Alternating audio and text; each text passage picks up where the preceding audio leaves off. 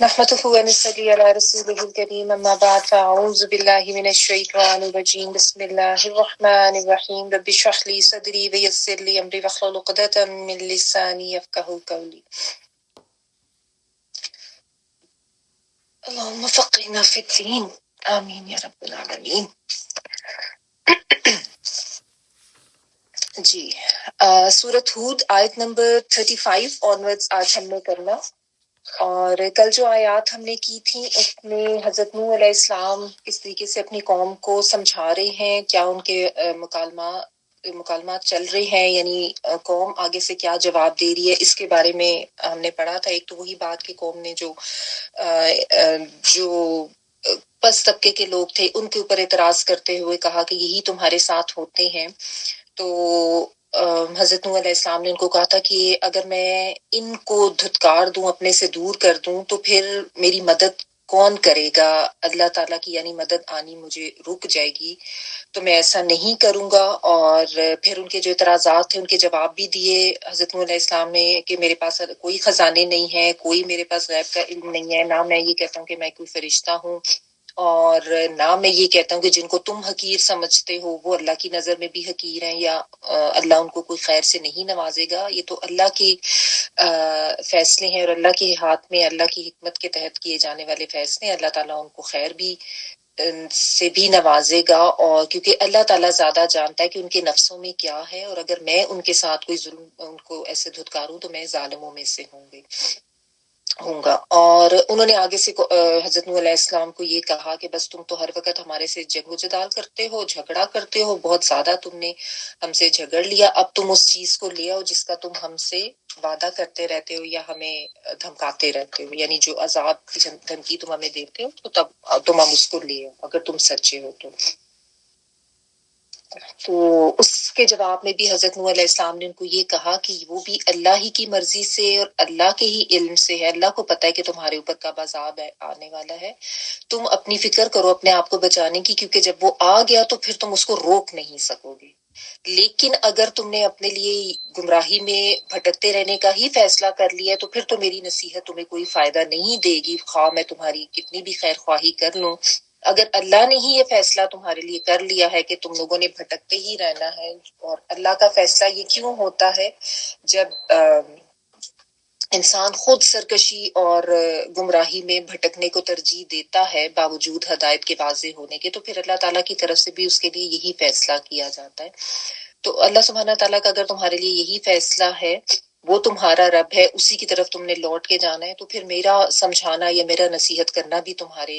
فائدے کا نہیں ہوگا۔ یہاں تک ہم نے کل کیا تھا۔ آگے دیکھیں آیت نمبر 35 پڑھ رہی ہوں۔ ام یقولون افتراہ قل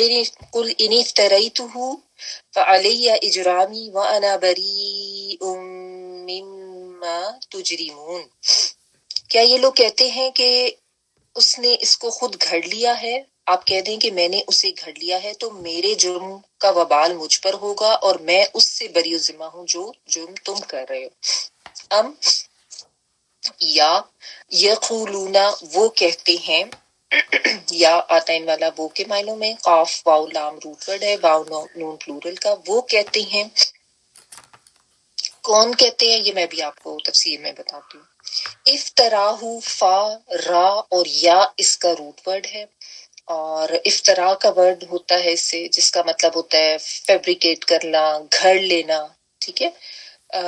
یہ ورڈ آپ کئی دفعہ پہلے پڑھ چکے ہیں۔ روٹ اس کا فا را یا ہوتا ہے، باب افتعال میں جانے کی وجہ سے بیچ میں تا آ جاتا ہے، تو افطراہ اس نے گھڑ لیا ہے اس کو، ٹھیک ہے۔ ہو کی ضمیر جو ہے وہ اس کی طرف جا رہی ہے، یعنی اللہ کی بات یا اللہ کا کلام، اور افطرا میں ایک ضمیر مخفی ہوتی ہے جس کو آپ ترجمے میں بس سمجھتے ہیں کہ اس نے گھڑ لیا ہے، اس کو ویسے آپ کو اس میں نظر نہیں آ رہی وہ۔ قل کہہ دیجئے ان افتریتہ اگر میں نے گھڑ لیا ہے اس کو، ان اگر افتری افطرا کر لیا ہے، پھر تاپش تو میں آپ کو کئی دفعہ بتا چکی ہوں میں کے لیے آتی ہے، گھڑ لیا ہے میں نے ہوں اس کو، فَعَلَيَّ تو اوپر ہے میرے، فا تو کے معنوں میں، علا اوپر کے معنوں میں آتا ہے، اور چھوٹی یہ جو ہے میں کے لیے آ رہی ہے، فعلیہ تو اوپر میرے یعنی میرے ذمے ہے یا ذمہ داری میں ہے میرے، اجرامی جرم میرا یا گناہ میرا، جیم را اور میم چھوٹی یہ میری کے لیے آ رہی ہے، اجرامی جرم میرا یا گناہ میرا، و اور انا میں بری الذمہ ہوں، بارا اور حمزہ برات کا ورڈ ہوتا ہے نا، یعنی کسی کو کسی چیز سے دور کر دینا، جیسے کہتے ہیں کہ میں بری الذمہ ہو گیا، تو یہ وہی والا ورڈ ہے۔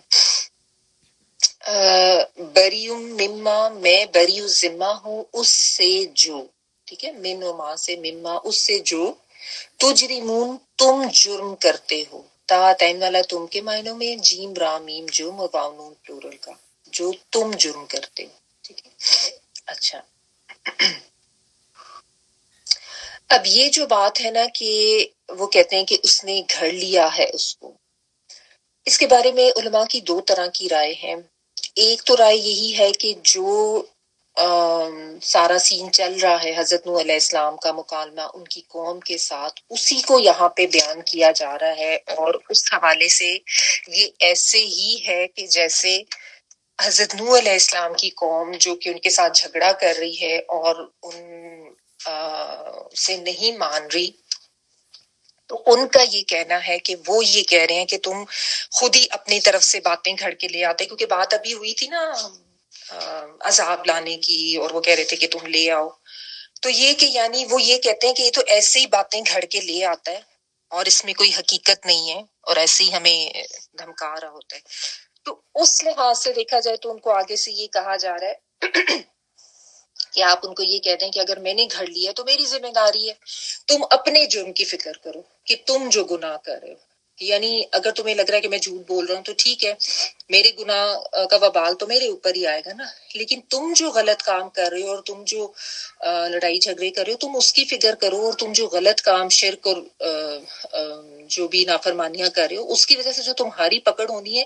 تمہاری نظر اس کے اوپر ہونی چاہیے۔ یعنی ایک ناصح یا ایک دائی اگر کوئی بات سمجھا رہا ہے تو اس کے اوپر الزام تراشی کرنے کی بجائے انسان کو اپنی طرف دیکھنا چاہیے کہ میں کیا غلط کام کر رہا ہوں، کیا اس غلط کام کی وجہ سے میری تو نہیں پکڑ ہونے والی، یہ ان کو بتایا گیا۔ اچھا، دوسری اس کے بارے میں رائے علماء کی یہ بھی ہے کہ یہ بیچ میں ایک جملہ مترجہ ہے جو کہ اللہ سبحانہ تعالیٰ نے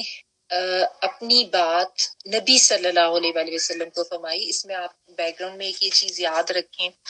کہ یہ سارے جو حالات و واقعات جو حضرت نوح علیہ السلام اور ان کی قوم کے بتائے جا رہے ہیں بالکل مماثلت رکھتے ہیں نبی صلی اللہ علیہ وآلہ وسلم اور جو مکہ کے کافر ہیں ان کے جو معاملات تھے اور جس طریقے سے وہ اعتراضات کرتے تھے، کفر کرتے تھے، ان کے ساتھ۔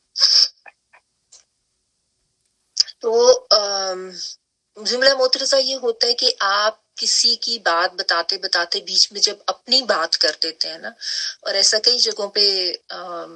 انداز بیان ہے قرآن مجید میں کہ کوئی واقعہ یا کوئی بات بیان کرتے کرتے اللہ سبحانہ تعالیٰ بیچ میں اپنی بات بھی لے کر آتے ہیں،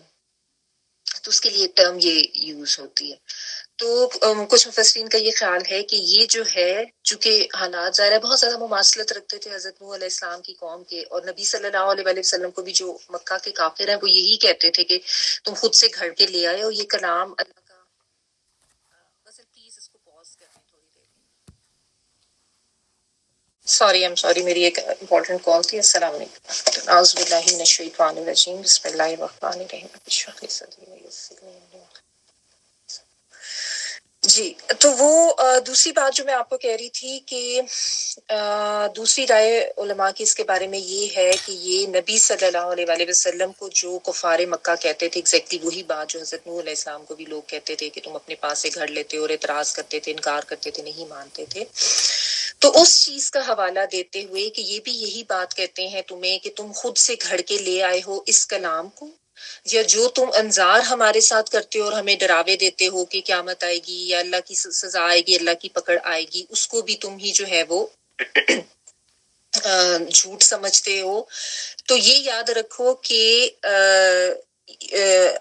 اگر ایسا ہے کہ میں اس کو خود سے گھڑ کے لے آیا ہوں تو میرا معاملہ تم مجھ پہ چھوڑ دو اور تم اپنی فکر کرو، کیونکہ جو جرم تم کر رہے ہو اس سے میں بری ذمہ ہوں، اور میں جو کر رہا ہوں اس سے تم بری ذمہ ہوں، ٹھیک ہے. یعنی وہ جو میں آپ کو جملہ معترضہ کا بتا رہی تھی کہ اب آپ اس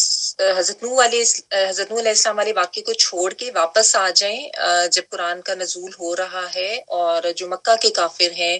ان کا اور نبی صلی اللہ علیہ وآلہ وسلم کا جو معاملہ ہے اس کو ڈسکس کرتے ہوئے یہ بات کہی جا رہی ہے کہ یہ تمہیں کہتے ہیں کہ تم اپنے پاس سے باتیں گھڑ لیتے ہو، تو تم ان کو یہ کہہ دو کہ اگر میں نے گھر رکھا ہے تو میرا معاملہ میرے ساتھ ہے، تم اپنے معاملے کی فکر کرو کہ اگر تم اسی طرح ڈھٹائی سے نافرمانیاں کرتے رہے تو تمہارے اوپر اللہ کی جو ہے وہ پکڑ آئے گی اور اللہ کا عذاب آئے گا. ٹھیک ہے. یعنی اس طریقے سے میں نے آپ اس کو اگر سمجھے نا کہ دونوں لحاظ سے اس کا مفہوم ٹھیک ہی بیٹھتا ہے آیت کا، تو اس لیے مفسرین جو ہے سب نے اس کو دونوں طرح سے لیا ہے کہ ویسے بھی ہو سکتی ہے بات حضرت نوح علیہ السلام اور ان کی قوم کے حوالے سے، اور چونکہ ظاہرہ نبی صلی اللہ علیہ وآلہ وسلم کو مخاطب کر کے اور ان پہ قرآن کا نزول ہو رہا ہے تو یہ بیچ میں جملہ معترضہ بھی ہو سکتا ہے. اچھا، اب اس سے بات جو ہے وہ یہ پتہ چلتی ہے کہ کسی بھی دائی کے لیے یا کسی بھی حق بات کرنے والے کے لیے یہ اس میں سمجھ آتی ہے بات کہ اگر آگے سے اس طرح کا رویہ آئے جو کہ بالعموم ہوتا ہے، جب بھی جو حق بات کرنے والا ہے وہ حق پہ کھڑا ہوتا ہے تو الزام تراشی میں آگے سے رویہ کیا ہونا چاہیے کہ آپ کلیریفیکیشن ضرور دیں، حق بات کو واضح ضرور کریں، جو آپ کے پاس دلائل کے ساتھ علم موجود ہے آپ اس کو ضرور لوگوں تک پہنچائیں، وہ بات ضرور لوگوں کو بتائیں جو بھی حق بات ہے، ظاہر ہے وہ تو کہنی ہے نا. ٹھیک ہے.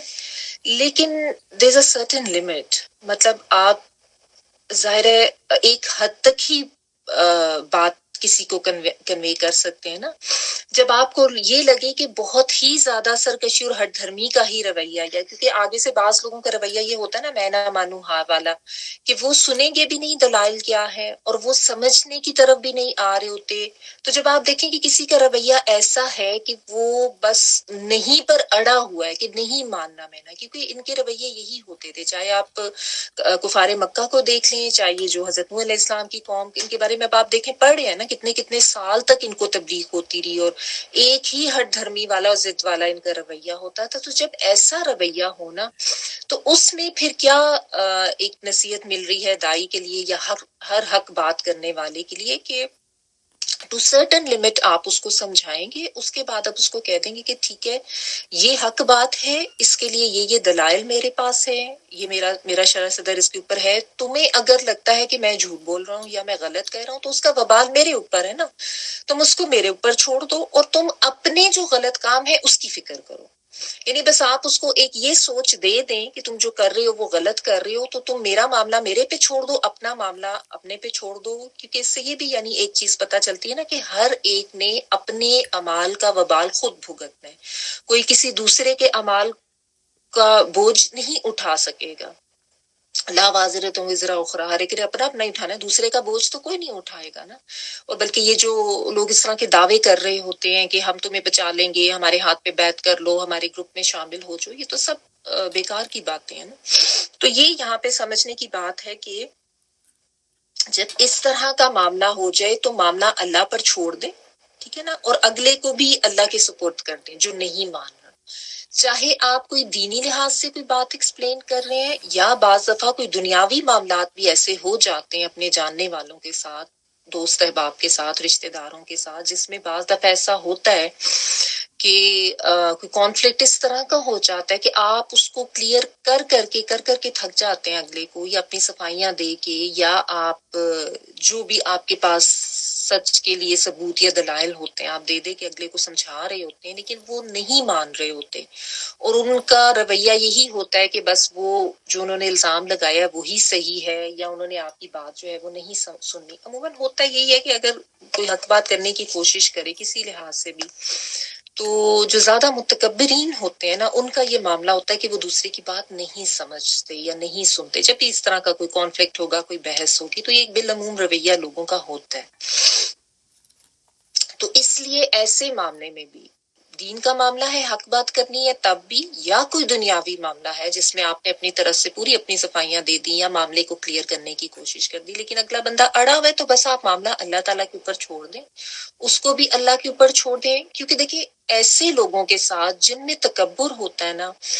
وہ اتنے ضدی اور ہٹ دھرم ہوتے ہیں کہ ان کے ساتھ بلا وجہ معاملے کو طول دینے کا فائدہ نہیں ہوتا. ٹھیک ہے نا. تو خام خواہ میں آپ اپنا وقت بھی ضائع کریں, آپ اپنی انرجی جو ہے اس کو بھی ضائع کریں, اور معاملے کا حل جو ہے وہ کوئی نہیں نکلنا. تو ایسی چیز کا فائدہ تو کوئی نہیں ہے نا. تو اس سے بہتر یہ ہے کہ آپ ان کو یہ کہیں کہ ٹھیک ہے جی, اس معاملے کو اللہ پہ چھوڑ دیتے ہیں, اور میرا گناہ ہے تو اس کا جرم میرے پہ ہوگا, اور آپ اپنے گناہ یا اپنے جرم کی فکر کریں, اینڈ دیٹس اٹ. ٹھیک ہے. So this is how you can wrap up the argument rather than آپ لڑائی جھگڑا بڑھاتے جائیں اور پھر غصہ اور وہ بات جو ہے وہ طول پکڑتی جائے. ٹھیک ہے. تو یہ بھی اس سے ایک آیت سے سبق ملتا ہے کہ آپ بری ذمہ ہو جائیں اور معاملہ اللہ پہ چھوڑ دیں, اور اگلے کو کہہ دیں تم اپنے گناہ کی فکر کرو, اور اگر تمہیں لگتا ہے میں گناہ گار ہوں تو اس کا جرم میرے اوپر ہوگا. So this is how you can end up the conversation. اس میں یہ ہوتا ہے کہ ایک طرح سے ایک یہ مؤثر طریقہ ہے ایسے معاملات میں نا, کہ اگلے کی خیر خواہی بھی کر دیتے ہیں آپ, اس کو جھنجھوڑ بھی دیتے ہیں کہ بھئی تم بھی غلط ہو سکتے ہو. اس نے سننا ہوگا تو وہ سن لے گا, اور نہیں سننا ہوگا تو بس پھر معاملہ اللہ پہ چھوڑ دیں. تو وہ تو پھر بحث بڑھانے کا بھی کوئی فائدہ نہیں, جنہوں نے نہیں ماننا وہ نہیں مانتے ہوتے. ٹھیک ہے. اچھا, یہاں پہ ہمارا رکوع جو ہے وہ کمپلیٹ ہو جاتا ہے, بٹ اسٹل یہ حضرت نوح علیہ السلام کا سارا واقعہ جو جیسا میں نے آپ کو بتایا تھا کہ بہت ڈیٹیل سے ہے اس میں سورۃ ہود میں, تو یہ بھی آگے کنٹینیوڈ ہے. آگے پڑھ رہی ہوں آیت نمبر 36. وَأُوحِيَ إِلَى نُوحٍ أَنَّهُ لَن يُؤْمِنَ مِن قَوْمِكَ إِلَّا مَن قَدْ آمَنَ فَلَا تَبْتَئِسْ بِمَا كَانُوا يَفْعَلُونَ. اور نوح علیہ السلام کی طرف وحی کی گئی کہ اب ہرگز تمہاری قوم میں سے مزید کوئی ایمان نہیں لائے گا سوائے ان کے جو ایمان لا چکے ہیں, سو آپ ان کے کاموں سے رنجیدہ نہ ہوں. وَأُوحِيَ اور وحی کی گئی, الف پہ پیش ہے, اوحیا یعنی وحی کی گئی, الا نوح الا طرف نوح نوح علیہ السلام کے, انا بے شک ہو وہ, لن ہرگز نہیں, یؤمنا وہ ایمان لائے گا. ایک لا ہوتا ہے نہیں کے لیے, ایک لن ہوتا ہے جو زیادہ یعنی وسوخ سے جب بات کی جاتی ہے نا, زیادہ زور دے کے کہ ہرگز نہیں, یؤمنا وہ ایمان لائے گا, یا وہ کے معنوں میں حمزہ میم نون ایمان لانا, من قومی کا تیری قوم میں سے, اللہ مگر من جو, قد یقیناً آمنا ایمان لا چکا, فلا تو نہ, تب تئس تو غم کر. اس میں تا جو ہے آتائم والا تم کے معنوں میں, اور با حمزہ سین جو ہے باعثا یہ تکلیف کے لیے, غم کے لیے, رنجیدہ ہونا ان معنوں میں. ٹھیک ہے نا. باعثا کا مطلب آپ یہ باعثا کا ورڈ آپ پہلے بھی پڑھ چکے ہیں. تو تب تئس فلا تب تئس تو نہ تم فکر کرو, یا تو نہ تم تکلیف میں پڑو, تو نہ تم غم کرو, بیما بوجہ اس کے جو, کانو وہ تھے, یفعلون وہ کرتے, فعل کا مطلب کرنا ہوتا ہے نا, جو بھی وہ کام کرتے, فا عین لام, شروع میں یا وہ کے معنوں میں, واو نون پلورل کا. اچھا, اب یہاں پہ اللہ سبحانہ تعالیٰ یہ بتا رہے ہیں کہ بہت ٹائم گزر چکا ان کی تربیت کرتے ہوئے, ان کی ضد, ہٹ دھرمی, تکبر اپنی جگہ رہی, نسلوں کی نسلیں آتی رہیں. یہ میں نے آپ کو بتایا بھی تھا کہ حضرت نوح علیہ السلام کی جو عمر بتائی جاتی ہے کافی زیادہ, یعنی 950 سال, تو جو ہمیں قرآن پاک سے پتہ چلتا ہے ان کی تبلیغ کا دور تھا نا. تو روایات میں یہ آتا ہے کہ اس سے 40 سال کے عمر میں ان کو نبوت ملی, پھر 950 سال ان کی تبلیغ کا ٹائم, اور اس کے بعد پھر طوفان آیا, اور اس کے بعد بھی تقریباً 60 سال, یعنی آپ یو کین سے کہ 1050 ایئرز کی ایج ان کی جو ہے وہ پتہ چلتی ہے. اور یہ ایک معجزاتی معاملہ تھا جو حضرت نوح علیہ السلام کے ساتھ ہوا تھا. یعنی بالعموم تو ہمیں یہی کہا جاتا ہے نا کہ وہ زمانے میں عمریں اتنی زیادہ ہوتی تھی, لیکن اتنی زیادہ بھی نہیں ہوتی تھی. حضرت نوح علیہ السلام کے ساتھ کچھ خاص ڈفرینٹ معاملہ تھا. اب وہ معاملہ ایگزیکٹ کیسا تھا واللہ تعالی عالم, اس کے بارے میں ڈفرینٹ قسم کی تھیوریز ہیں کہ ان کے لیے ٹائم اور ڈائمینشنز جو تھیں وہ اس طرح کی نہیں تھی جو کہ عام لوگوں کے لیے تھیں, یا جس طرح ہم لوگوں کے لیے ہوتی ہیں, اور وہ معاملات اور طرح کے تھے. بہرحال اس کی ڈیٹیلز میں نہیں جاتی. بہرحال ایک معجزاتی معاملہ تھا, اور انہوں نے بہت سی نسلیں دیکھی تھی ان لوگوں کی، اور ہر نسل کا یہی معاملہ ہوتا تھا کہ وہ کافر اور کفر پہ، اور پھر مزید ان کی نسلیں جو ہیں وہ اور زیادہ خراب ہی نکلتی تھیں. تو بہرحال یہاں پہ آ کے اب فائنلی اللہ سبحانہ تعالیٰ کی طرف سے بھی حضرت نوح علیہ السلام کو وحی کر دی گئی کہ اب تم ان کے بارے میں پریشان نہ ہو، ان کو چھوڑ دو، ان کا غم نہ کرو، کیونکہ جو ایمان لے آئے ہیں ابھی تک بس اتنے ہی لانے ہیں، ان سے زیادہ کی تعداد اب ان کی نہیں ہوگی. ٹھیک ہے، تو تم ان کے معاملات پہ اتنا غم یا تکلیف نہ لو. تو اس سے یہ بھی پتہ چلا کہ پیغمبر کو تکلیف ہوتی تھی اپنی قوم کی برے اعمال دیکھ کے بھی، اور ان کے اوپر آنے والے عذاب کا سوچ کر بھی. لیکن ظاہر ہے وہی بات ہے کہ کسی کو گھسیٹ کے تو ہدایت کی طرف نہیں لا سکتے نا. یہی بات جو بھی ہم نے پچھلی آیت میں پڑھی نا کہ آپ معاملہ چھوڑ دیں، آپ کسی کو زبردستی کھینچ کے تو ہدایت پہ بھی نہیں لا سکتے، اور آپ کسی سے زبردستی کسی بھی معاملے میں سچ منوا بھی نہیں سکتے ہیں. اس لیے ان کو بھی، نبی کو بھی یہی کہا گیا کہ بس اب آپ غم لینا چھوڑ دیں، اور ان کا معاملہ اتنا ہی ہے، اس سے زیادہ لوگ ایمان نہیں لائیں گے. اور روایات میں مختلف تعداد بتائی جاتی ہے، بہت تھوڑے لوگ تھے، کہ بعض روایات میں آتا ہے کہ 80 کے قریب لوگ تھے، بعض میں 72 which is also closer to 80، بعض میں 60 کے قریب بتایا جاتا ہے کہ اتنے ہی لوگ تھے جو ایمان لائے تھے. اور اس میں ان کے اپنے 3 بیٹے اور ان کی گھر والی یعنی وائفس وغیرہ وہ تھے، اور کچھ اور لوگ تھے. باقی یعنی آپ سوچیں اتنی لمبی تبلیغ کے بعد بھی اتنے تھوڑے لوگ جو تھے وہ ایمان لائے تھے. اور اس میں پھر یہ بھی پتہ چلتا ہے کہ ہم لوگ کتنی جلدی آپ کہتے ہیں کہ ہم ہمت چھوڑ دیتے ہیں لوگوں کو سمجھاتے ہوئے، یا ہم مایوس ہو جاتے ہیں، یا ہم پریشان ہو جاتے ہیں کہ کیسے مطلب دیکھو فلاں تو مانتا ہی نہیں ہے، بس اس کو چھوڑ دو. بعض پتہ ہوتا ہے کہ ہم بچوں کو سمجھاتے ہیں نا کہ 2 سے 4 یا 6 دفعہ سمجھانا پڑے، تو ہم ان سے بھی مایوس ہو کے کہتے ہیں ان کو چھوڑو، انہوں نے کون سا سمجھنا ہے، انہوں نے تو سننا ہی نہیں ہے، ان کو چھوڑ دو، انہوں نے نہیں ماننا. بعض والدین تو بچوں کے بارے میں بھی بہت سخت الفاظ کہہ جاتے ہیں کہ انہوں نے نہیں ہدایت پہ آنا ہے، یہ ایسے ہی رہیں گے. ایسا ہوتا ہے نا. تو یہاں پہ آپ دیکھیں حضرت نوح علیہ السلام کے قصے سے ہمیں کتنا بڑا جو ہے وہ لیسن ملتا ہے. اور یہی بات نبی صلی اللہ علیہ وسلم کے لیے بھی ایک طرح کی تسلی تھی. ان کو بھی سمجھایا جا رہا تھا، اہل ایمان جو ان کے ساتھ جو کچھ دیکھ رہے تھے اور بھگت رہے تھے ان کو بھی ایک طرح سے سمجھایا جا رہا تھا. تو اس میں سمجھنے کی بات یہی ہے کہ بھلے آپ کو وقت لگے، یا بھلے آپ کی کوئی بات اتنی آسانی سے نہ سمجھ رہا ہو، لیکن اس کا مطلب یہ نہیں ہے کہ آپ فوراً اس کے بارے میں یہ فیصلہ کر لیں کہ بس اس نے تو ہدایت پہ آنا ہی نہیں ہے، یا اس سے آپ ناراض ہو جائیں، یا اس سے آپ گلہ شکوہ کرنا شروع کر دیں. دیکھیں ایک وہ تکلیف تو بہرحال ہوتی ہے، آپ کی اپنی اولاد ہے، اگر وہ آپ کی بات نہیں مان رہی. ہنا آپ پلیز اپنا مائک آف کر لیں گے، اور پھر ایکو جاتی ہے باقیوں کو. تو اگر آپ کی اپنی اولاد بھی ہے تو دیکھیں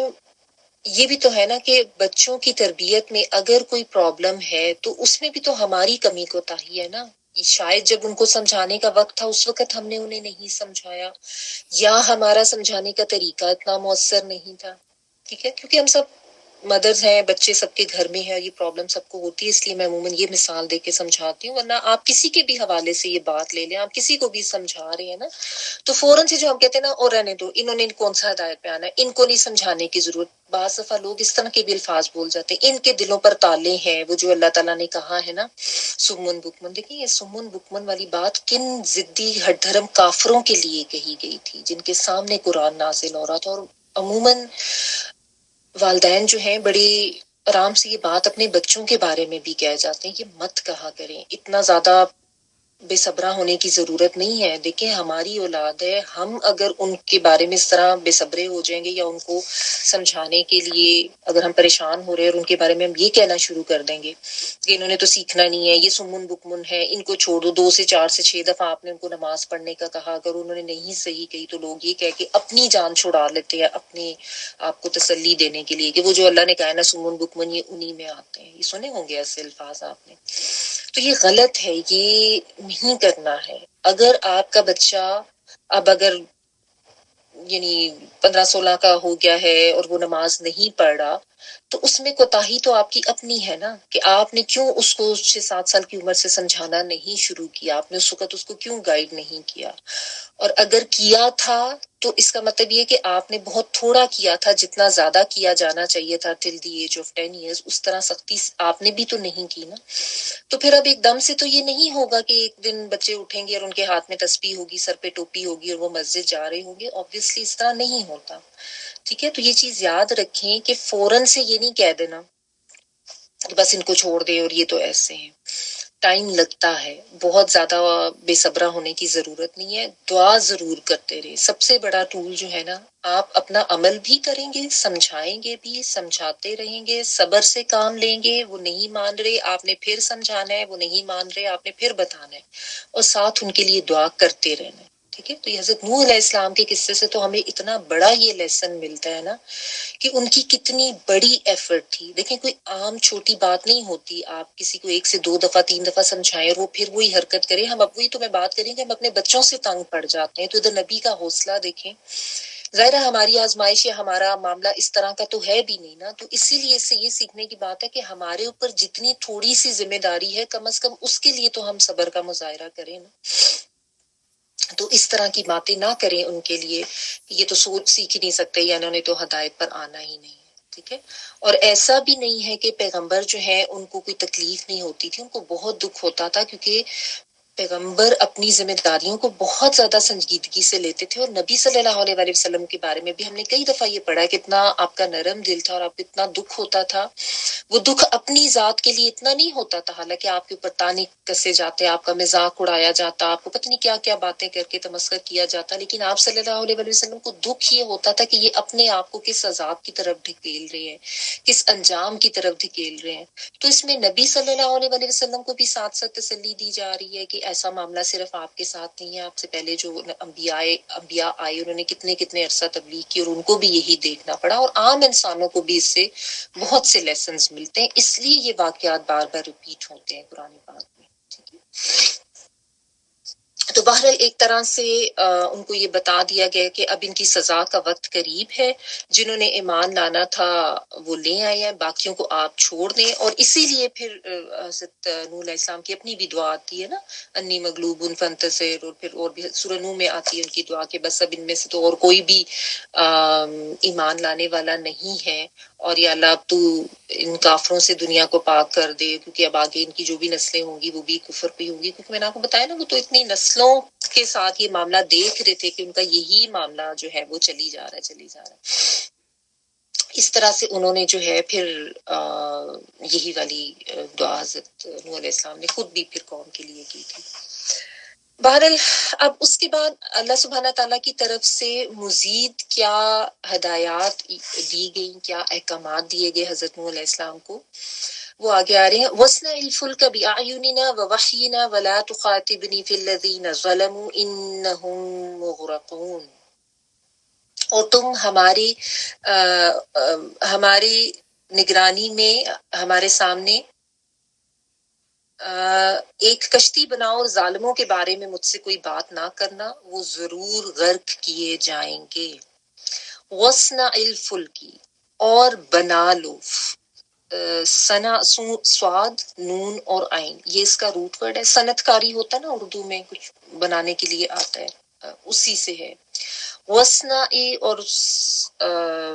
کاریگری کے لیے آتا ہے نا، ٹھیک ہے، مطلب کوئی عام کام نہیں، کچھ خاص کاریگری کے لیے آتا ہے،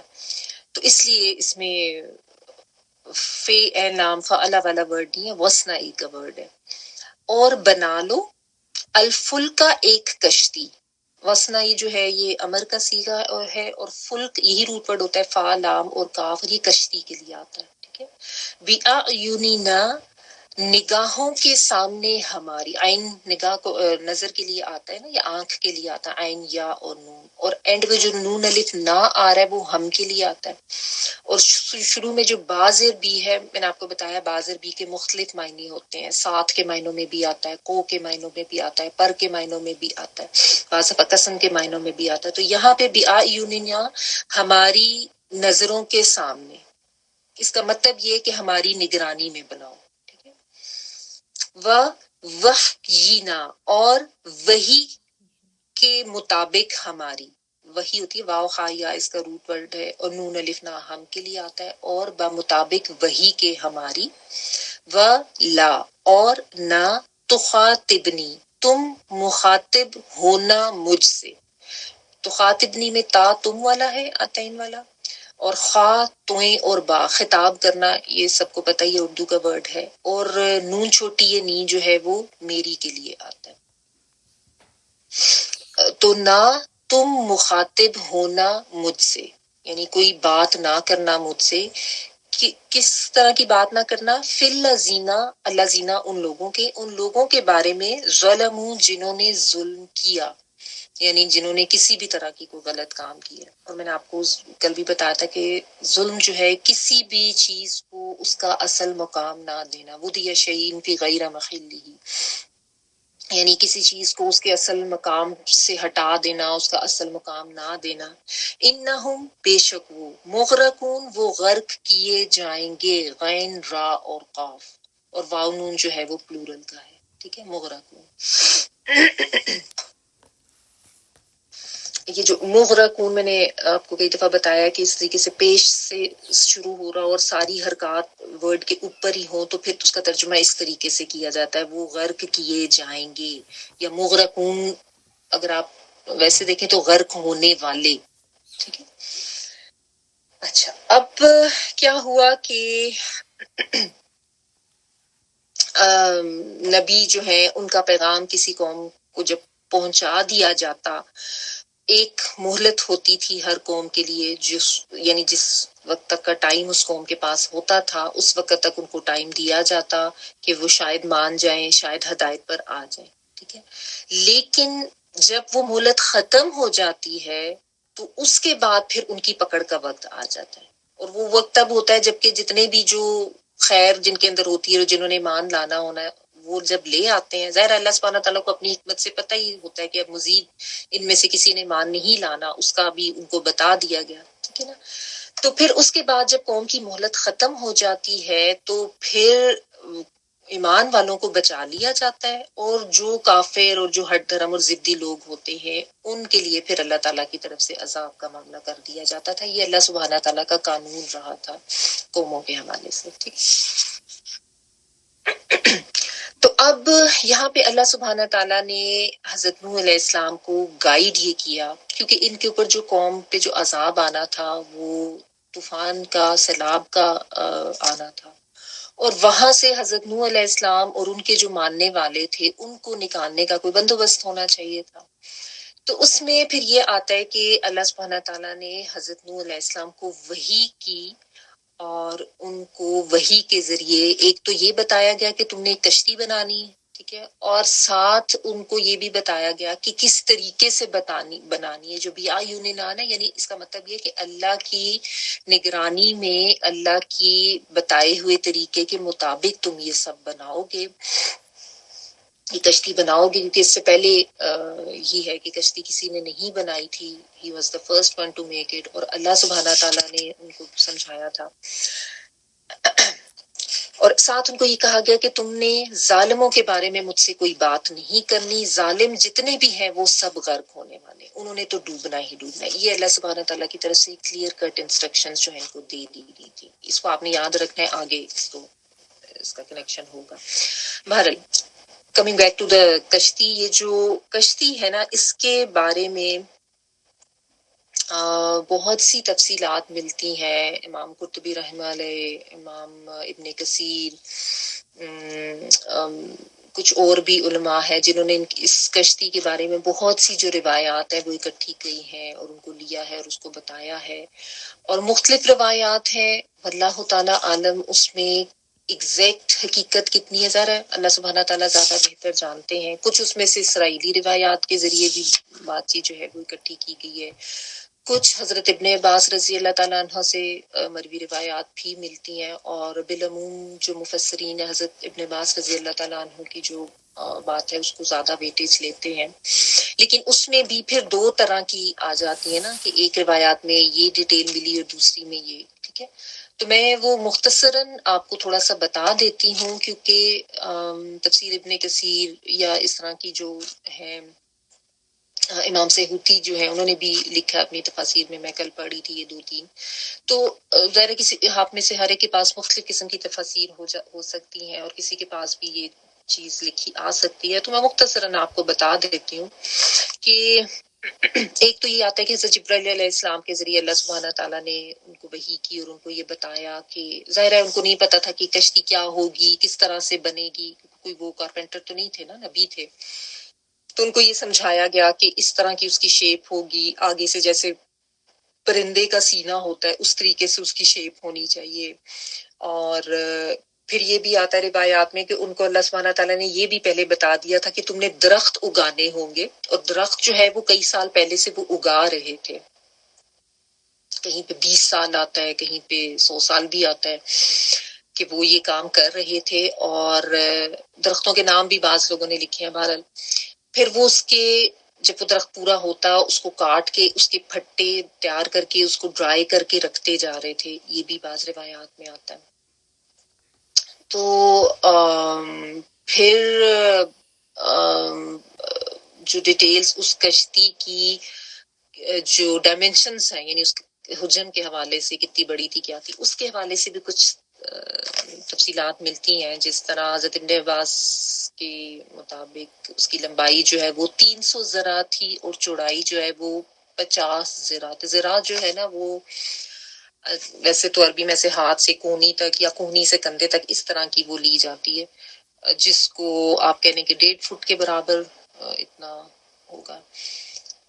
اور ایک حسن بصری رحمہ اللہ علیہ جو ہے ان کے مطابق اس کی لمبائی جو ہے وہ 1200 ذرا تھی اور چوڑائی جو ہے وہ 700 ذرا تھی، جو کہ پھر اس میں یہ بھی آتا ہے کہ وہ 3 منزلہ تھی. یہ اصل میں ایک روایت یہ بھی ملتی ہے، وہ بھی میں آپ کو بتا دیتی ہوں، جس کی اوتھینٹسٹی کے اوپر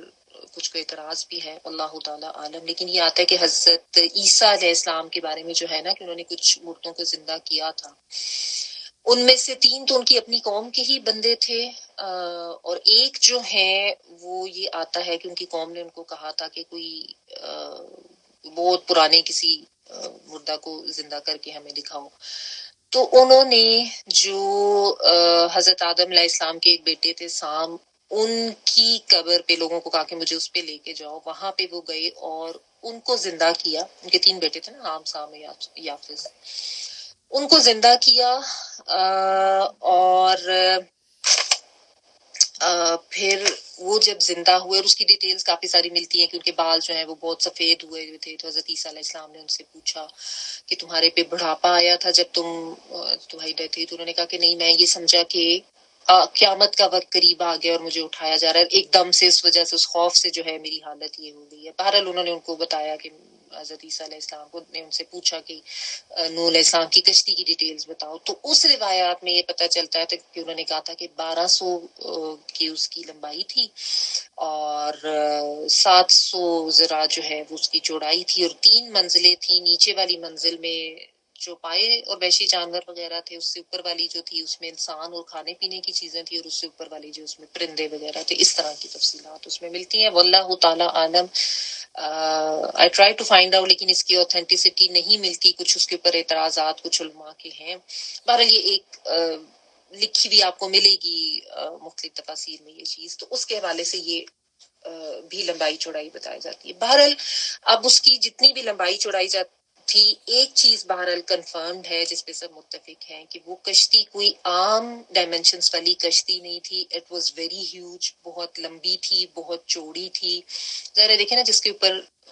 جانور وغیرہ کی بھی ایک جوڑا جو ہے وہ ساروں کا لے جایا گیا تھا، تو اس کی ڈائمینشن ظاہر ہے کوئی عام کشتی، چھوٹی موٹی کشتی والی تو نہیں ہوگی نا. یو کین سے کہ جس طرح آج کل کے زمانے میں شپ، بحری جہاز ہوتے ہیں نا، اس ٹائپ کی ایک بڑی سی تھی، ہیوج، کافی ہیوج. اچھا تو یہ اللہ سبحانہ تعالیٰ کی طرف سے حکم ان کو ہوا اور کہا یہ گیا کہ میری سپرویژن میں، یعنی یہ جو نا ابھی اعیننا و وحینا، مطلب اللہ تعالیٰ کی طرف سے ان کو وحی کی گئی اور کہا گیا کہ میری سپرویژن میں، یعنی اللہ تعالیٰ کی طرف سے ان کو باقاعدہ گائیڈنس دی گئی تھی، باقاعدہ ان کو سکھایا گیا تھا، اور اللہ کی نگرانی میں ہی انہوں نے وہ کشتی بنائی تھی. ٹھیک ہے. اور اس میں بھی پھر روایات آتے ہیں کہ ان کو بنانے میں بھی، جس آواز میں یہ آتا ہے کہ 2 سال لگ گئے تھے، بعض الفاظ میں اور زیادہ تعداد بھی بتائی جاتی ہے. اور ظاہر ہے it was the first time he was doing it, اور اس سے پہلے کبھی کسی نے کشتی نہیں بنائی تھی. وہ بھی ظاہر ہے کوئی بڑھائی تو نہیں تھے, تو ان کو ٹائم بھی لگا. اینی وے, تو یہ اس کے بارے میں کچھ تفصیلات ملتی ہیں کشتی کے حوالے سے, اور ساتھ ان کو جو اللہ تعالیٰ کی طرف سے یہ ایک خاص بات کہی گئی کہ تم نے ظالموں کے بارے میں مجھ سے کوئی سوال نہیں کرنا. ٹھیک ہے, جتنے بھی ظالم ہیں, جتنے بھی کفر کرنے والے ہیں, جتنے بھی متکبرین یا ہٹ دھرم یا نہیں ماننے والے ہیں, وہ سب اس طوفان میں غرق ہوں گے. یعنی اللہ تعالیٰ کی طرف سے ان کو یہ تو بتا دیا گیا تھا کہ ان کے اوپر طوفان کا عذاب آئے گا, سیلاب آئے گا, اسی لیے تم نے کشتی بنانی ہے, اسی لیے ان کو اس طریقے سے گائیڈ کیا گیا. اور انہوں نے جو ہے وہ درختوں کا اگانے کا بھی سلسلہ جاری رکھا ہوا تھا, اور پھر وہ کشتی بنانا شروع کی, اور کشتی بنانے میں بھی بہت عرصہ لگا. تو ان کو یہ پتا تھا کہ عذاب جو ہے وہ اس ٹائپ کا آنا ہے, اور ساتھ ان کو یہ بھی بتا دیا گیا تھا کہ جو بھی ظلم کرنے والے ہیں وہ تو غرق ہوں گے. اب کشتی بنانے کے دوران کیا معاملہ ہوا وہ بھی اللہ سبحانہ تعالیٰ نے آگے بتایا ہے. وَيَصْنَعُ الْفُلْكَ وَكُلَّمَا مَرَّ عَلَيْهِ مَلَأٌ مِّن قَوْمِهِ سَخِرُوا مِنْهُ قَالَ إِن تَسْخَرُوا مِنَّا فَإِنَّا نَسْخَرُ مِنكُمْ كَمَا تَسْخَرُونَ. اور وہ کشتی بناتے رہے, اور جب بھی ان کی قوم کے سردار ان کے پاس سے گزرتے ان کا مذاق اڑاتے. نوح علیہ السلام کہتے کہ اگر آج تم ہم سے تمسخر کرتے ہو تو کل ہم بھی تم سے تمسخر کریں گے جیسا کہ آج تم مذاق اڑاتے ہو. وَيَصْنَعُ الْفُلْكَ, اور وہ بنا رہا تھا الفلک کشتی, یا وہ کے معنوں میں صاد نون عین صنعت کاری, کاریگری, بنانا, الفلک کشتی. وَكُلَّمَا, اور جب کبھی, مرہ میم را را, گزرتا تھا, علیہ اس پر, مرہ یمرو یا پہلے بھی پڑھ چکے ہیں, چلنا, گزرنا, to pass from somewhere. ٹھیک ہے, میم را را. ملا ان جو ہے یہ سرداروں کے لیے آتا ہے, میم لام حمزہ مل ان کا ورڈ جو ہے یہ بیسیکلی بھرنے کے لیے آتا ہے. مل الارضی شاید دعاؤں میں آپ نے کبھی پڑھا ہو. تو سردار جو ہیں ان کا جو کہ خوف ہوتا تھا, ان کی امارت سے بھی روب سے دل بھرتا تھا, ان کے خوف سے بھی دل بھرتا تھا, اس لیے ان کے لیے یہ لفظ استعمال ہوتا ہے ملاؤن, جو بھی ایلیٹ, جو بھی بڑے ان کے ہوتے تھے عمرا اور سردار. من قومی ہی, اس کی قوم میں سے, سخر منہ, سین خا را, یہ اردو کا ورڈ ہے, تمسخر, اڑانا, مذاق کرنا. اور سخریہ جو ہے نا اس میں یہ ہوتا ہے کہ کسی کو حقیر سمجھ کر جب اس کا مذاق اڑایا جائے. ایک تو ویسے ہی انٹرٹینمنٹ یا فن کے لیے کوئی ہوتا ہے نا, لیکن جب آپ کسی کی تحقیر بھی مقصود ہو اور اس کا مذاق اڑایا جائے اس کو کمتر سمجھ کے, تو اس کے لیے پھر تمسخر یا سخریہ کا ورڈ آتا ہے. سین خارا منہو, اس سے, وہ تمسخر کرتے اس سے. قولا, کہا, ان اگر تسخرو, تم مذاق اڑاتے ہو, تا تم کے معنوں میں, سین خارا روٹ ورڈ, واؤ پلورل کا, من نا, یہ من پلس نون الف نا, ہم سے, نون الف نا ہم کے لیے, اور من سے. ف ان نا, تو بے شک ہم, فا تو کے معنوں میں, انا بے شک کے معنوں میں, انون الفنا ہم کی. تو بے شک ہم بھی, نسخرو, ہم مذاق اڑائیں گے, نون جو ہے ہم کے معنوں میں آتا ہے ان والا, سین خارا سخرا, من کم, تم سے, من سے کے معنوں میں, اور کم تم سب کے لیے آتا ہے. تم سنگولر ہو تو کاف زبر آتا ہے, تم پلورل ہو تو کم آتا ہے. کما, جیسا کہ, تسخرون, تم مذاق کر رہے ہو, تا تم کے معنوں میں, سین خارا سخرا, مذاق اڑانا, واو نون پلورل. اوکے. اچھا, اب ہوا کیا کہ حضرت نوح علیہ السلام نے جب کشتی بنانا شروع کی تو ظاہر کشتی فوراً تو نہیں بن گئی تھی نا, اس میں بھی کافی ٹائم لگا تھا. اور بعض روایات میں یہ بھی آتا ہے کہ کچھ لوگ بھی تھے جو ساتھ ساتھ ان کی چیزوں میں ہیلپ کرتے تھے آ کے, اس لیے یہاں پہ جو ہے نا وہ نا کا ورڈ آیا کہ ہم بھی تمہارا مذاق اڑائیں گے. مین کام تو ظاہر ہے وہی کر رہے تھے سارا, جو اللہ سبحانہ تعالیٰ کی طرف سے جو وحی ہو رہی تھی اور جو ان کی نگرانی میں, اللہ کی نگرانی میں جو کچھ بنا رہے تھے وہ کر رہے تھے. بہرحال کشتی بنانا شروع کی. تو اب دیکھیں یہاں پہ بھی ذکر بالخصوص سرداروں کا آ رہا ہے. ہم ہر نبی کی قوم کے بارے میں یہی پڑھتے ہیں کہ قوم کے سرداروں نے یہ کہا, قوم کے جو بڑے تھے انہوں نے یہ کہا. یہی معاملہ نبی صلی اللہ علیہ وسلم کے ساتھ بھی تھا. جو مکے کے کافروں کے جو سردار تھے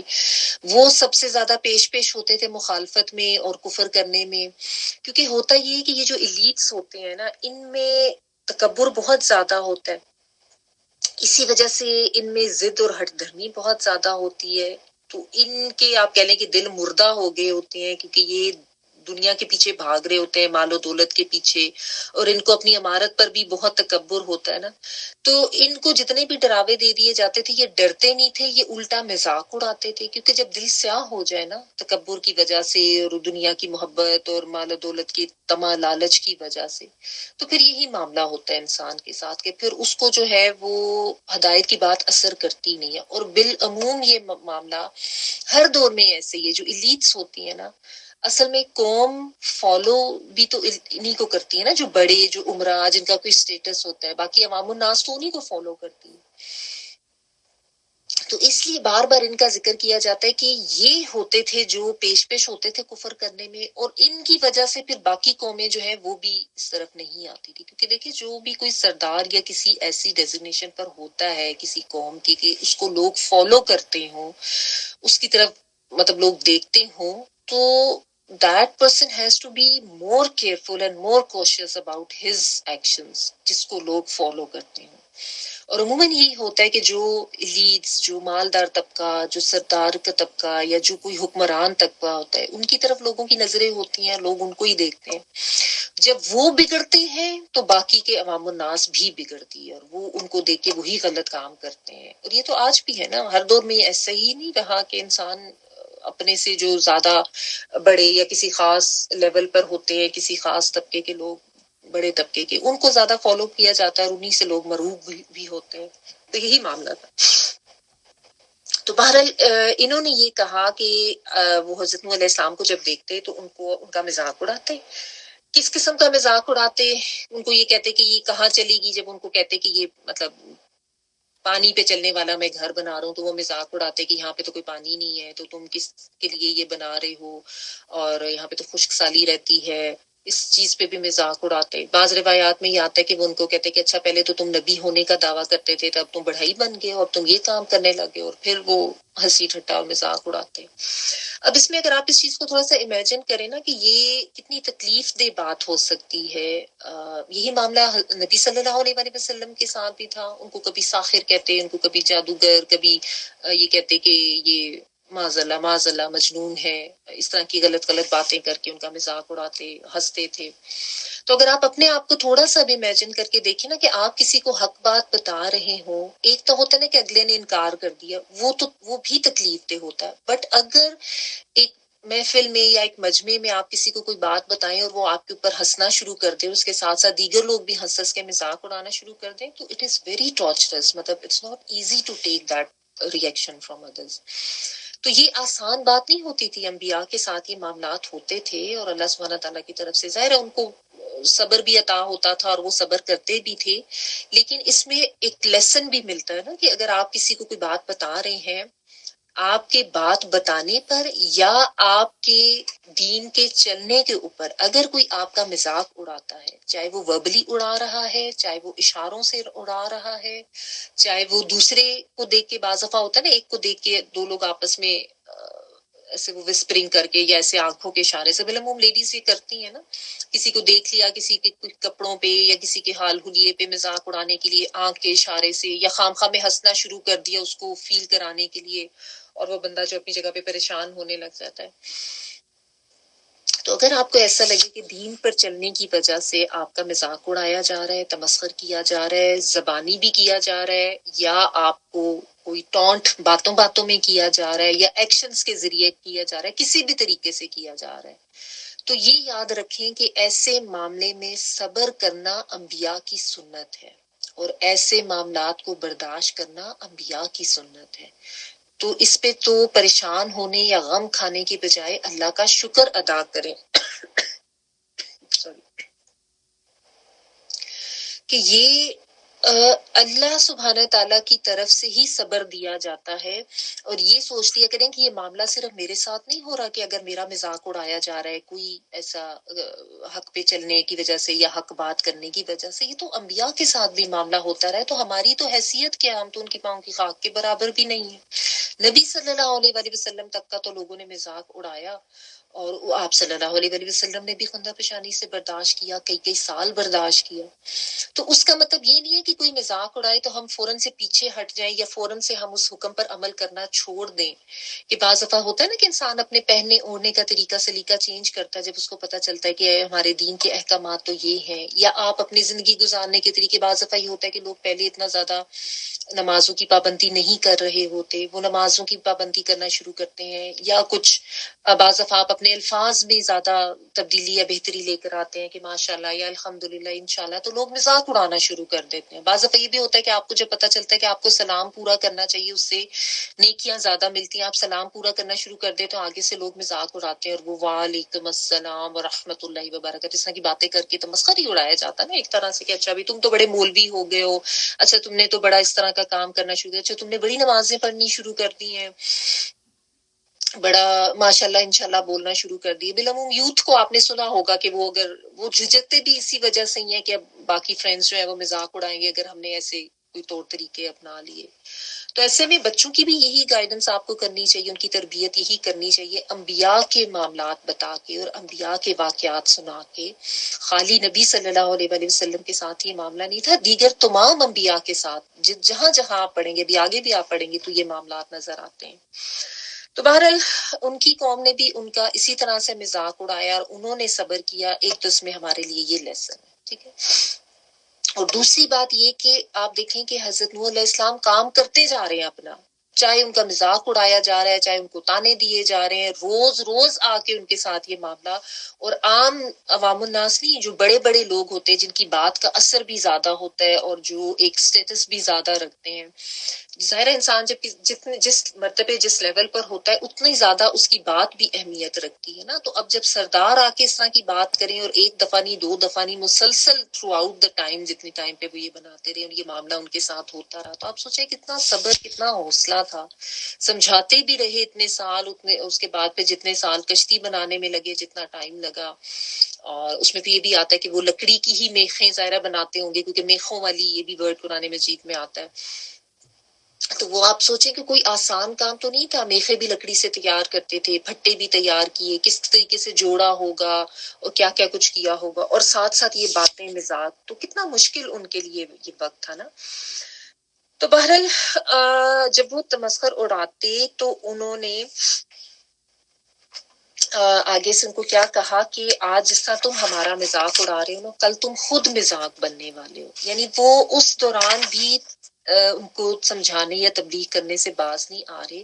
کہ شاید ابھی بھی ان میں سے کوئی مان جائے کہ دیکھو کل تمہارے ساتھ جو کچھ ہونے والا ہے وہی عذاب کی وعید دے کے، تو اس وقت پھر ہم اس لیول پہ ہوں گے کہ ہم تمہارا مذاق اڑا رہے ہوں گے کہ جس وقت یہ جو معاملہ تمہارے ساتھ. اب اس میں مطلب ایسا نہیں ہے، دیکھیں ویسے تو کسی مومن کے لیے یہ جائز نہیں ہے کسی کے اوپر کوئی تکلیف یا اللہ کا عذاب آتا دیکھ کے اس کا مذاق اڑایا جائے. بیسیکلی اس میں مقصد صرف ان کو یہ سمجھانا ہے کہ جس چیز کا تم مذاق اڑا رہے ہو نا وہ ہو کر رہنے والی ہے اور اس میں پھنسنا تم نے ہے. آج تم میرا مذاق اڑا رہے کہ کیا بنا رہے ہو، پانی تو ہے نہیں، لیکن کل یہ معاملہ ہوگا اور تم اللہ کی پکڑ میں آنے والے ہو. کل تمہارے ساتھ وہ سب معاملات ہو جائیں گے جس کا آج تم مذاق اڑا رہے ہو، ٹھیک ہے نا. اور پھر اس میں آخرت کے حوالے سے بھی ہے کہ ظاہر آخرت میں بھی تمہاری پکڑ ہوگی، تو اس وقت بھی ہم کامیاب والے لوگوں میں سے ہوں گے اور تم جو ہو ناکام لوگوں میں سے ہوگے، خسارہ پانے والوں میں سے ہوگے. اچھا، اور اس میں ایک چیز یہ بھی یاد رکھیں کہ بعض دفعہ لوگ جو ہے نا بس وہ ظاہریت کی وجہ سے، کسی کے حال حلیے کی وجہ سے کسی کا مذاق اڑاتے ہیں اور یہ نہیں سمجھ رہے ہوتے، وہ خود اصل میں حقیقت سے بے خبر ہوتے ہیں کہ جس کا مذاق اڑا رہے ہیں اصل میں وہی صحیح کام کر رہا ہے، وہی حق پر ہے، اور وہ جو مذاق اڑانے والے ہیں وہ یہ نہیں سمجھ رہے ہوتے کہ وہ غلط کر رہے ہیں، ٹھیک ہے نا. اور پھر ایک چیز یہ بھی یاد رکھیں کہ دیکھیں ایک ہوتا ہے مزاح اور ایک ہوتا ہے مذاق. مذاق تو یہ ہوتا ہے نا کہ جس میں جو ایک ذرا مہذب طریقے سے ہوتا ہے، جو سچائی پر ہوتا ہے اور جو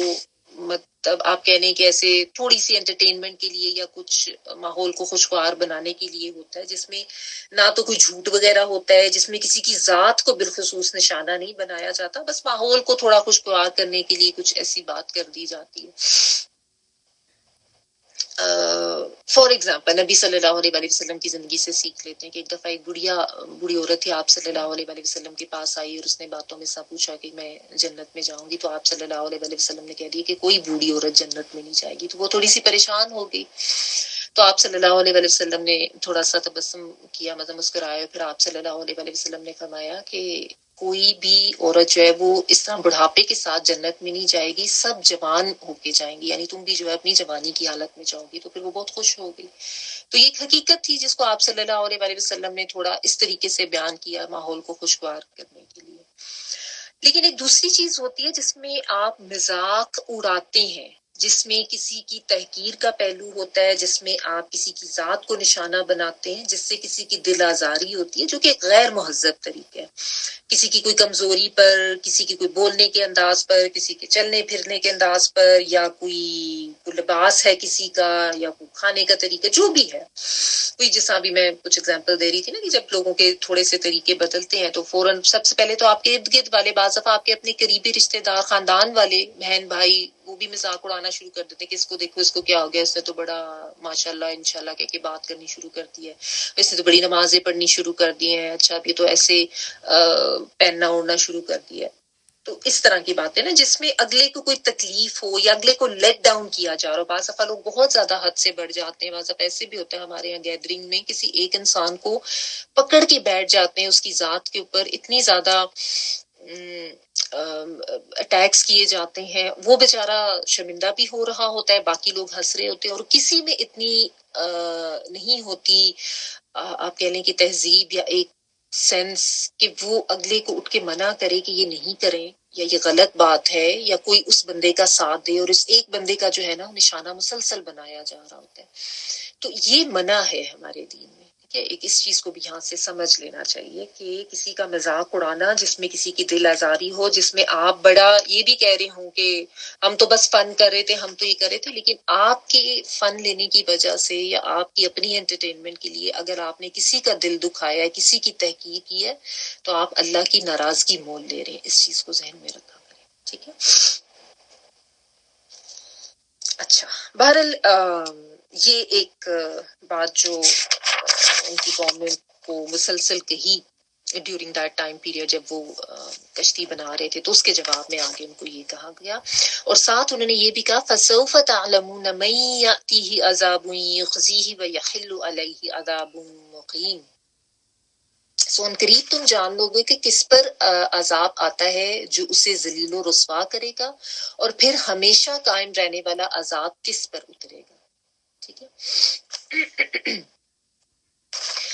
فَسَوْفَ تو ان قریب، سوفا جو ہے یہ ان قریب یا ویری سون جس طرح ہم کہتے ہیں نا، اور فا وہی پس یا تو کے معنی. فَسَوْفَ تو ان قریب، تعلمون تم جان لو گے، تا تم کے معنوں میں عین لام میم، علم حاصل کرنا، جاننا، واو نون پلورل کا. من کون، یاتی آئے گا اس کے پاس، یعنی وہ کون ہے جس کے پاس وہ آئے گا. یاتی ہی یا وہ کے معنوں میں حمزہ تا یا وہی ورڈ ہے آنے والا، اور ہی آئے گا اس کے پاس، ہی وہ. ہی سے کیا مراد ہے؟ عذاب، عذاب آئے گا. عین زال بہا یخزی ہی، خا زا اور یا خزی فی دنیا والآخرہ آپ پڑھ چکے ہیں، جو کہ رسوائی کے لیے آتا ہے، بےعزتی کے لیے. یخزی ہی وہ رسوا کر دے گا اس کو، یا وہ بےعزت کر دے گا اس کو، یا وہ کے معنوں میں خازا یا روٹ ورڈ ہے ہی اس کو. اور یحلو وہ اترے گا، یا جو ہے وہ کے معنوں میں، اور ہا لام، لام جو ہے حلن، یہ بیسیکلی جیسے حلال کا ورڈ بھی اسی سے ہوتا ہے نا، بیسیکلی اس کا جو لفظی معنی ہوتا ہے وہ گرا کھولنا ہوتا ہے. اور اس زمانے میں جب لوگ سفر کرتے تھے تو کہیں پہ اترتے تھے نا، سامان اپنا اتارتے تھے، یعنی جب راستے میں رکتے تھے سفر میں سامان اتارتے تو سامان کی رسیاں کھولی جاتی تھی نا، تو اس سے پھر یہ ورڈ جو ہے نا وہ اترنے کے معنوں میں استعمال ہونے لگا. ٹھیک ہے نا. تو اس لیے اس کا ترجمہ بھی شاید آپ کے پاس یہی لکھا ہوگا، وہ یہ خلو اور اترے گا، یا کہہ لیں کہ جیسے رسی کھولنا ہوتا ہے نا کہ اور کھل جائے گا یا آ جائے گا، علیہ اس پر عذاب مقیم، عذاب دائمی. مقیم جو ہے قامہ یقومو سے ہے، قائم ہونا، اور مقیم جو ہے وہ ہوتا ہے یعنی ہمیشہ قائم رہنے والا، دائمی یا ہمیشگی کا عذاب، آپ کہہ رہے فور ایور۔ تو جو پہلے والی بات ہے نا، پہلے والا عذاب، عذاب یخزیہ، اس سے مراد دنیاوی عذاب ہے جو سزا ہے، اور عذاب مقیم جو ہمیشہ رہنے والا ہے وہ اخروی عذاب کے حوالے سے بات ہو رہی ہے، ٹھیک ہے۔ تو یہ وہی بات کنٹینیو ہو رہی ہے کہ وہ ان کو کہہ رہے ہیں کہ ابھی تم ہمارا مذاق اڑا رہے ہو، بعد میں تمہارا مذاق اڑایا جائے گا، اور بڑی جلد ہی تم جان لو گے کہ کس کے اوپر عذاب آئے گا جو ان کو رسوا کرے گا، جو ان کو یعنی جس سے ان کی بے عزتی ہوگی، تم عنقریب جان لو گے۔ اور پھر عذاب مقیم کن کے اوپر ہے وہ بھی تمہیں پتہ چل جائے گا۔ تو یعنی آپ دیکھیں ان کے اوپر واقعی جو عذاب آیا، ایک رسوائی آپ ان کی دیکھیں کہ آج تک یہ بات ہر قوم کی جو ہسٹری ہے نا اس میں حضرت نوح کی قوم پر آنے والے اس طوفان اور اس عذاب کا ذکر ضرور ہے، اور کیونکہ اس کے بارے میں یہی بالعموم رائے ہے کہ یہ جتنی بھی اس وقت نسل انسانی تھی نا، جس خطے میں بھی تھی، سب کے اوپر آیا تو، اور سب جو ہے وہ تباہ ہو گئے تھے، اسی لیے ہر قوم کی ہسٹری میں یہ طوفان نوح کا ذکر ملتا ہے۔ تو رسوائی تو ان کی رہتی دنیا تک ہے، بتایا جاتا ہے، پڑھا جاتا ہے کہ یہ نافرمان قوم تھی، ان کے اوپر اس طرح سے عذاب آیا، اس طرح اللہ کے نبی تھے، انہوں نے بات نہیں مانی۔ بچوں کی سٹوری بکس بھی آپ نے دیکھی ہوں گی، ہر کوئی جو ہے نا طوفان نوح سے ضرور واقف ہے، اور جو عذاب آیا۔ تو دنیا میں ان کی رسوائی ہوئی، دنیا میں ان کی بے عزتی ہوئی، اور اس کے علاوہ ظاہر ہے آخرت کا عذاب تو ان کے لیے ہے ہی ہے، تو جو وہ تو موت کے ساتھ ہی انسان کے اوپر جو اس کا اخروی عذاب ہے وہ تو شروع ہو جاتا ہے نا، اور اس کے بعد آخرت جب قائم ہوگی تو اس وقت کا جو عذاب ہے، جو دائمی عذاب، وہ بھی ان کے لیے ہے ہی ہے۔ تو دنیا میں بھی رسوا ہوئے، اللہ کے عذاب کا شکار ہوئے، اور موت کے ساتھ ہی ظاہرہ ان کا کوئی معاملہ ختم تو نہیں ہوا، وہ برزخی زندگی میں بھی عذاب بھگت رہے ہیں، اور پھر جب آخرت قائم ہوگی تو وہ پھر ہمیشگی کا ان کا دائمی عذاب وہ ان کے اوپر جو ہے وہ لاگو کر دیا گیا ہوا ہے ابھی سے، اور وہ رہے گا بعد میں بھی، اللہ تعالیٰ معاف کرے۔ تو یہ حضرت نوح علیہ السلام جو ہیں یہ ساتھ ساتھ اپنی قوم کو یہ بھی سمجھاتے رہے اور بتاتے رہے اور ان کو ڈراتے رہے۔ حتى إذا جاء أمرنا وفارت التنور قل نحمل فيها من كل زوجين اثنين وأهلك إلا من سبق عليه القول وما آمن معه إلا قليل۔ یہاں تک کہ جب ہمارا حکم آ پہنچا اور تنور جو اس سے ابلنے لگا تو ہم نے فرمایا اس کشتی میں ہر جنس سے نر اور مادہ جوڑا سوار کر لو، اور اپنے گھر والوں کو بھی سوائے ان کے جن پر فرمان پہلے سے صادر ہو چکا ہے، اور جو کوئی ایمان لے آیا ہے اسے ساتھ لے لو، اور چند لوگوں کے سوا کوئی بھی ایمان نہیں لایا۔ حتیٰ یہاں تک کہ اذا جب جیم یا حمزہ روٹ ورڈ ہے، آ گیا، امرنا حکم ہمارا، امر کام کے لیے بھی آتا ہے، حکم کے لیے بھی آتا ہے، یہی روٹ ورڈ ہے حمزہ میم را، یہاں پہ حکم کے معنوں میں، نون الف نا ہم، فارا یہ پورو فا واو را اس کا روٹ ورڈ ہوتا ہے، اور یہ پھوٹ کر باہر نکلنے کے لیے آتا ہے۔ فوارہ کا ورڈ اسی سے، فوارہ ایسے پھوٹ کے نکلتا ہے نا زمین سے، جیسے ایک دم دودھ ابلتا ہے تو پانی سے باہر آ جاتا ہے، یا پانی ابل رہا ہو تو جو باہر آتا ہے نا۔ تو آپ کہہ لیں فارا کا مطلب ہوگا جیسے جوش مارا، پھوٹ کر نکلا۔ تنور جو ہے تنور یہ بیسیکلی، اچھا یہ جو ہے نا اس کا روٹ ورڈ آپ کو نہیں ملے گا، کیونکہ یہ نا اس کے بارے میں یہ کہ یہ عربی ورڈ نہیں ہے، عجمی ورڈ ہے، لیکن عربوں نے اس کو یعنی لے کے استعمال ان کی لینگویج میں ہوا۔ اب اس کے جو ہے نا مختلف معنی کیے گئے ہیں، ابھی آپ اس کو تنور ہی کر لیں، میں آپ کو اس کی تفسیر میں بتا دیتی ہوں آگے۔ قلنا کہا ہم نے، نون الف نا ہم کے لیے، احمل جب آپ اس ورڈ کو سیپریٹلی پڑھیں تو احمل پڑھیں گے، اور حملہ جو ہے خا میم لام سوار ہونا یا اٹھانا اس معنوں میں آتا ہے نا، حمل پریگنینسی کے لیے بھی آتا ہے۔ قل نحمل کہا ہم نے سوار کر، فی ہا اس میں، ہاں سے مراد کشتی ہے، مؤنث کے لیے آتا ہے، من کل ہر ایک میں سے، زوجین اثنین ہر نوع کا ایک ایک جوڑا، زوجین جو ہے زوج یہ بیسیکلی پیئر کے لیے بھی آتا ہے، تو آپ کو پتہ ہے یعنی میل کے لیے فیمیل زوج ہوتی ہے، فیمیل کے لیے میل زوج ہوتی ہے، اور یہ اسپیشی یا نو یا قسم اس کے لیے بھی آتا ہے، اور اثنین جو ہے وہ دو کے لیے آتا ہے، ٹھیک ہے۔ تو زوجین اثنین یعنی ہر اسپیشی میں سے دو دو لے لو، دو دو سے مراد یہ کہ ہر قسم کا ایک نر اور ایک مادہ جو ہے اس کا پیئر بنا کے تم رکھ لو اپنی کشتی میں، یعنی جتنے بھی جانور ہیں پرندے ہیں سب کو، اور کیا رکھ لو، وہ اہلا کا اور اپنے اہل و عیال کو، گھر والوں کو، الا ما سوائے من جو سبقہ جس پر گزر چکی، سابقہ ہوتا ہے نا گزشتہ، جس پر گزر چکی، علیہ اس پر، القول بات، یعنی جس کے بارے میں پہلے ہی ایک فرمان میرا نازل ہو چکا ہے، بات ہو چکی ہے، اس کے علاوہ، ومن اور جو آمنا ایمان لایا، وما اور وما آمنا، یہاں پہ ماں جو ہے نا جو کے معنوں میں نہیں آئے گا، یوزلی اس کا مطلب جو ہوتا ہے، لیکن آگے اللہ آ جائے بالعموم تو اس کا ترجمہ چینج ہو جاتا ہے، تو یہاں پہ ماں کا ترجمہ ہوگا نہ، اور نہ آمنا ایمان لایا، اور نہ ایمان لایا معہو ساتھ اس کے، اللہ مگر قلیل، قلیل کا بڑا اردو میں بھی یوز کرتے ہیں، قلت والا، قاف لام لام اس کا روٹ ورڈ ہے، بہت تھوڑے۔ اب اللہ سبحانہ تعالیٰ کی طرف سے کیا حکم ہوا اور کس وقت ہوا؟ اللہ سبحانہ تعالیٰ نے یہ فرمایا ہے یہاں پہ کہ جب تنور نے جوش مارا۔ اب یہ تنور کیا ہے، اس سے مختلف معنی مراد لیے گئے ہیں جو میں آپ کو بتا دیتی ہوں۔ اس سے مراد سطح زمین بھی لی گئی ہے، تو میں نے آپ کو بتایا نا کہ عربی کا ورڈ نہیں ہے، اجمی ہے، تو اس سے مراد سطح زمین بھی کی، یعنی سطح زمین میں پانی ابلنا شروع کر دیا، ٹھیک ہے۔ اور تنور سے مراد تنور بھی لیا گیا ہے، جو کہ ہماری زبان میں، جو کہ یعنی فارسی سے جو ہے جو روٹی پکانے والا جو تنور ہوتا ہے نا، وہ بھی مراد لیا گیا، اور اس کے بارے میں یہ روایات آتی ہیں کہ حضرت حوا علیہ السلام جو ہے نا، ان کے پاس ایک تنور تھا، اور اٹ واز ویری ہیوج، اور وہ اس زمانے میں آپ کو پتہ ہے قد و قامت بھی ظاہر ہم عام جیسے انسانوں جیسی نہیں تھی، بہت بڑے لوگ ہوتے تھے، تو وہ کہتے بہت بڑا سا ایک تنور تھا جس میں وہ خود اندر جا کے اور وہ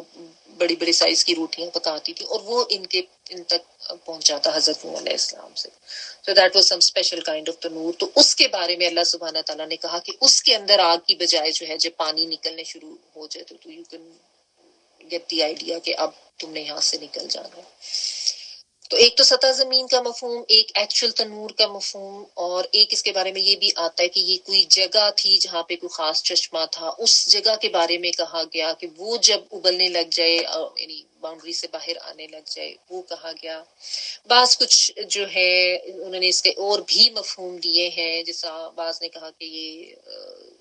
صبح فجر کو پھٹنے کا وقت ہے، کہ جو نور سے کہ جب وہ ہو، وہ والا ٹائم ہو تو اس وقت ایسا ہے، لیکن وہ بہت کم ہے، زیادہ تر اس کا مطلب جو ہے تنور کے معنوں میں لیا گیا ہے، یعنی روٹی پکانے والا تنور، یا پھر سطح زمین والا جو معاملہ وہی لیا گیا اس سے۔ بعض نے یہ بھی کہا کہ اس کو آپ محاورتاً بھی لے سکتے ہیں، کہ جیسا ہم کہتے ہیں نا کہ پیمانہ لبریز ہو گیا، بالکل یعنی جس ہم بات کرتے ہیں کہ جب اس طرح سے ہو جائے، لیکن بہرحال چونکہ یہ فیکچولی ہوا تھا ایسے ہی، کیونکہ ہمیں یہ پتہ چلتا ہے کہ زمین نے بھی پانی اگلنا شروع کر دیا تھا، اور آسمان سے بھی بہت زیادہ پانی بہنے لگ گیا تھا، تو بہت زیادہ یعنی طوفان آیا تھا آسمان سے بھی اور زمین سے بھی، تو اس لیے اس کا زیادہ مطلب یہی لیا جاتا ہے، یا تو یہ کہ کوئی تنور تھا، یا زمین کی سطح جو تھی ادھر سے پانی اس نے ابلنا شروع کیا۔ تو یہ اللہ سبحانہ تعالیٰ نے فرمایا کہ جب تنور ابلا، اس میں سے پانی نکلا اور ہمارا فیصلہ آ گیا، امرنا سے مراد اللہ تعالیٰ کی طرف سے کیا جانے والا جو عذاب کا فیصلہ تھا وہ ان کے لیے ہو گیا، تو ہم نے اس کو کہا کہ تم ہر اسپیشی کا جانور ایک ایک جوڑا لے کے اس کشتی میں سوار کرو، اور اپنے گھر والوں کو بھی سوار کرو، سوائے اس کے جس کے لیے ہمارا حکم پہلے آ چکا ہے، یعنی جو ایمان نہیں لایا، جس نے نہیں مانا، اس کو تم نے نہیں کرنا، اس کشتی میں صرف ایمان والے ہی سوار ہوں گے۔ اور یہ بھی ساتھ اللہ سبحانہ تعالیٰ نے بتا دیا کہ بہت تھوڑے ہی لوگ تھے، جیسا میں نے آپ کو تعداد بتائی کہ بالعموم 80 کی تعداد بتائی جاتی ہے حضرت ابن عباس کی روایت کے مطابق، لیکن بعض نے 72، بعض نے 60 اس طرح سے بھی لیا، اور یہ اللہ سبحانہ تعالیٰ کی طرف سے ان کو حکم ہوا۔ اور اچھا، جو ایک حضرت نوح علیہ السلام کی بیوی واحلہ نام آتا ہے، واحلہ بھی اور وائلہ بھی، عین سے بھی آتا، لکھا جاتا ہے ہاں سے بھی، اور ایک ان کا بیٹا جس کا نام یام یا اس کا کوئی لقب کنان بھی لکھا جاتا ہے. حام سام یافس ان کے جو 3 بیٹے تھے ان کے بارے میں تو یہ کلیئر ہے کہ وہ اپنی خاندان کے ساتھ فیملیز کے ساتھ وہ تو ایمان لے آئے تھے, وہ ساتھ شامل ہو گئے تھے, لیکن یہ بیوی اور بیٹا جو ہے یہ ایمان نہیں لائے تھے, تو یہ کشتی پہ سوار نہیں ہوئے تھے. اور اس میں اچھا ایک وہی بات کہ جیسا میں نے آپ کو بتایا کہ قرآن مجید میں سورۃ القمر میں آتا ہے نا ففتحنا ابواب السماء بماء منہمر, کہ یعنی آسمان سے اللہ تعالیٰ نے دروازے کھول دیے تھے اور بے تحاشا پانی جو ہے وہ برسا تھا, اور پھر زمین نے بھی پانی ابلنا شروع کر دیا تھا. دیکھیں نا, خالی بارش ہو جائے تو انسان زمین پہ کہیں پناہ گزین ہو سکتا ہے نا, اور اگر زمین پہ کہیں پہ سیلاب آ جائے تو انسان اوپر والی جگہوں پہ چڑھنا شروع کر دیتا ہے پہاڑ وغیرہ پہ اپنے آپ کو بچانے کے لیے. لیکن جب زمین سے بھی بے تحاشا پانی آسمان سے بھی آنے لگ جائے تو پھر تو ظاہر ہے وہ انسان کہاں بھاگے گا. تو بہت ہی شدید قسم کا یہ طوفان تھا جو آیا تھا, بہت ہی کوئی یعنی آپ کہہ لیں کہ اس طرح کا ظاہر ہے کبھی طوفان اس طرح زمین پہ آیا نہیں تھا, اور بہت زیادہ تباہی پھر سب لوگوں کی ہوئی. تو اور ان کو یہ کہا گیا کہ تم ایمان والوں کو لے کے کشتی میں سوار ہو جاؤ اور ایک ایک جوڑا جانوروں کا ہر اسپیشی میں سے لے کے وہ بھی رکھ لو, اور ساتھ اللہ تعالیٰ نے یہ بھی بتایا کہ اس کے اوپر بہت تھوڑے لوگ ہی تھے جو ایمان لائے تھے. ونس اگین دیکھیں اس سے بھی وہی بات ہمیں پتہ چلتی ہے, اتنے سالوں کی ان کی ایک کوشش, کتنے سال 950 سال کی تبلیغ, اور اللہ تعالیٰ خود بتا رہے ہیں کہ بہت تھوڑے ایمان لائے تھے. تو اس میں تسلی نبی صلی اللہ علیہ وآلہ وسلم کو بھی دی جا رہی ہے کہ تم پریشان نہ ہو اگر ایمان زیادہ لوگ نہیں لا رہے. اور وہی بات جو بھی میں نے آپ کو کہی کہ ہمارے لیے بھی اس میں یہی ہے کہ اگر سمجھانے کے باوجود بہت کم لوگ اس طرف آتے ہیں یا کم ہی آپ کی بات سنی جاتی ہے اور زیادہ لوگ سنی انسنی کرتے ہیں, یا آپ کے اپنے گھر والے جن کی تربیت آپ کے اوپر ہے, آپ کے بچے ہیں جن کی ذمہ داری ہے, ان میں سے بھی اگر ایک دم سے کوئی اس طرف نہیں آ رہا تو پریشان ہونے کی ضرورت نہیں ہے. ان انبیاء کے جو یہ جو واقعات ہیں ان سے ہمارے لیے یہی لیسنز ہمیں ملتے ہیں, ٹھیک ہے نا. تو اس سے آگے اب کیا ہوا ڈیٹیلز اس کی انشاءاللہ تعالی ہم نیکسٹ ویک اس کو کنٹینیو کریں گے. ابھی یہاں تک ہم اس کی تلاوت سن لیتے ہیں کیونکہ آپ کا ٹائم ہو گیا. جی پلیز تلاوت پلے کر دیں گے.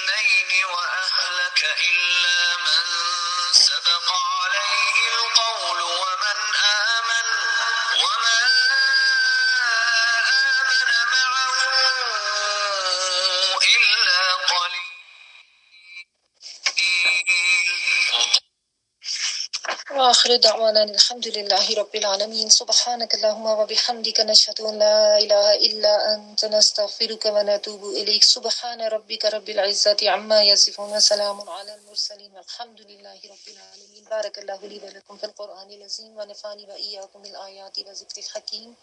دعا کر لیجیے.